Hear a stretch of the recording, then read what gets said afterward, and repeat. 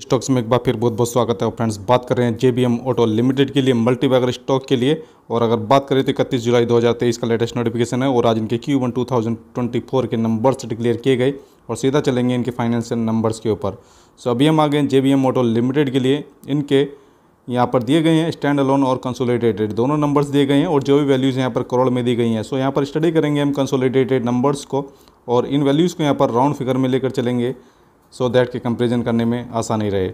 सो consolidated numbers के लिए हम बात करेंगे और ये आपके इस क्वार्टर के Q1 के नंबर्स हैं, ये आपके लास्ट क्वार्टर के Q4 के नंबर्स हैं और ये लास्ट ईयर के Q1 के नंबर्स हैं।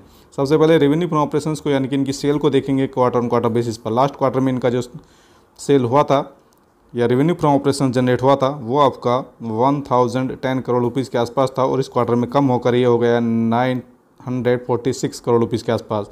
So quarter on quarter basis पर इनका रेवेन्यू फ्रॉम ऑपरेशन डाउन हुआ है और लगभग 6.3% ये डाउन हुआ है क्वार्टर ऑन क्वार्टर बेसिस पर। और अगर बात करें इसी रेवेन्यू फ्रॉम ऑपरेशंस के लिए ईयर ऑन ईयर बेसिस पर, सो लास्ट ईयर के Q1 में इनका जो रेवेन्यू फ्रॉम ऑपरेशंस था 865 करोड़ रुपीज़ के आसपास था और इस क्वार्टर में बढ़कर 946 करोड़ रुपीज़ के आसपास है। ईयर ऑन ईयर बेसिस पर इनका रेवेन्यू फ्रॉम ऑपरेशंस बढ़ा है और ये लगभग आपका 9.3% बढ़ा है ईयर ऑन ईयर बेसिस पर। आगे बात करेंगे इनके लिए टोटल एक्सपेंसेस की। सो अगर एक्सपेंसेस पर नज़र डालें तो क्वार्टर ऑन क्वार्टर बेसिस पर इनका जो एक्सपेंस है वो यहाँ पर डाउन हुआ है और लगभग उसी रेशियो में डाउन हुआ है जिस रेशियो में इनकी सेल कम हुई है। 6.76% इनका एक्सपेंस कम हुआ है क्वार्टर ऑन क्वार्टर बेसिस पर। और अगर बात करें इसी टोटल एक्सपेंस के लिए ईयर ऑन ईयर बेसिस पर, सो ईयर ऑन ईयर बेसिस पर इनका एक्सपेंस यहाँ पर ऑब्वियसली बढ़ा है क्योंकि इनकी सेल भी बढ़ी है और 9.11% के आसपास इनका ये टोटल एक्सपेंस बढ़ा है ईयर ऑन ईयर बेसिस पर, लगभग उसी रेशियो में जिस रेशियो में इनकी सेल बढ़ी है। सो आगे चलते हैं, बात करते हैं इनके लिए नेट प्रॉफिट की। नेट प्रॉफिट को कंपेयर करेंगे क्वार्टर ऑन क्वार्टर बेसिस पर। लास्ट क्वार्टर में Q4 में इनका जो नेट प्रॉफिट था वो अराउंड 28.41 करोड़ रुपीज़ के आसपास था और इस क्वार्टर में 30.28 करोड़ रुपीज़ के आसपास है।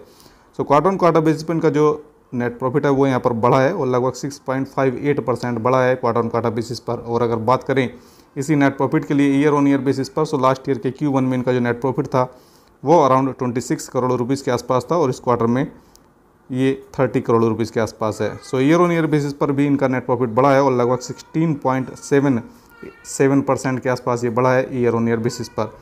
सो यहाँ पर इनकी सेल ज़रूर कम हुई है क्वार्टर ऑन क्वार्टर बेसिस पर और ईयर ऑन ईयर बेसिस पर भी, लेकिन यहाँ पर नेट प्रॉफिट बढ़े हैं दोनों ही केसेस में क्योंकि जो एक्सपेंसेस हैं कहीं ना कहीं वो लिमिट हुए हैं। और फ्रेंड्स, अपनी डिटेल स्टडी जरूर करें और फ्रेंड्स बने रहिए हमारे साथ। बहुत बहुत धन्यवाद।